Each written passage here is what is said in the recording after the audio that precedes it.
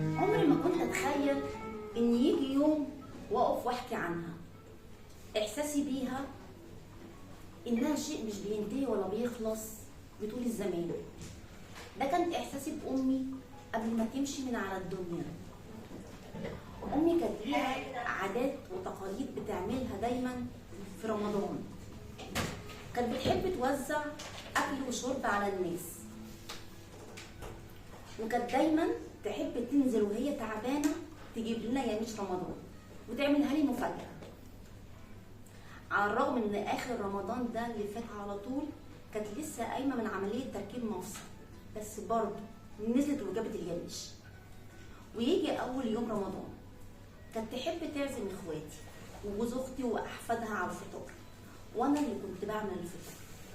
كنت بروح الشغل بدري وارجع على الساعه 2 جري اقف في المطبخ. اول حاجه كنت اعملها كانت تعصيجه اللحمه المفرومه، واجري عليها بسندوتش اللحمه المفرومه. امي كانت ست كبيره ما كانتش تقدر تصوم، لو تصوم تدخ وتتعب، بس طول ما انا واقفه في المطبخ كانت بتبقى راحه جايه عليا وتسالني وتقول لي: ها، عملت المكرونه البشاميل؟ عملت صينيه الرقاق وصينيه البطاطس؟ اضحك واقول لها: اجيب لك قطعه مكرونه بشاميل؟ تقول لي بزعيق وبتحكي في نفس الوقت: انا صايمه. ويجي الفطار كنا بنتجمع كلنا. كانت مشاعر الحب والموده بتبقى ظاهره قوي في اليوم دوت، وكانت تفضل تدوق من كل انواع الاكل وتقول رايها، وبالذات في صينيه الرقاق اللي بتحبها. وبعد الفطار كانت تيجي وتقدم القطايف لجوز اختي واحفادها، وانا كنت باخد بعضي واقعد اقرا قران. كانت تبص لي وتقول لي: مش بكتر قرايته.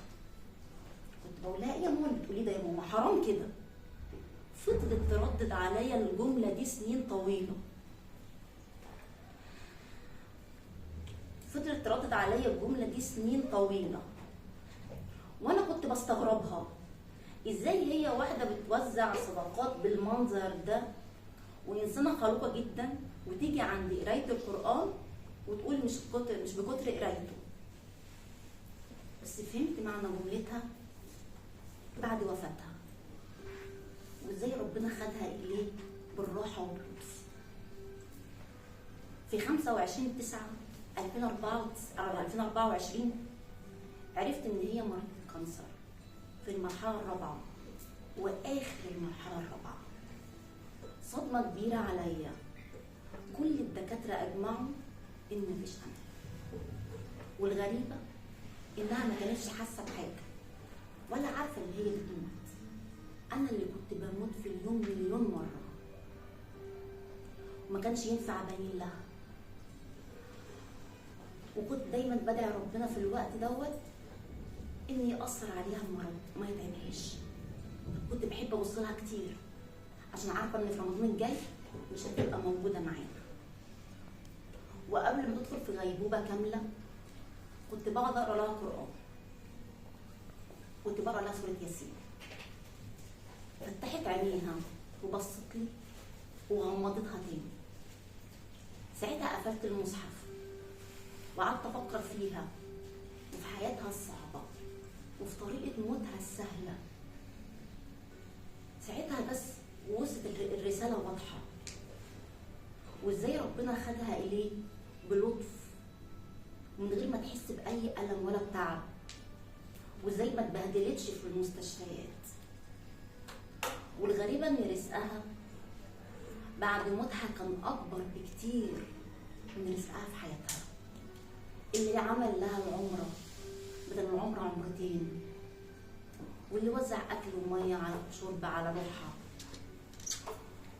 واللي عمل لها وصلة ميه، واللي عمل لها زراعه نخل وغيرها الكتير.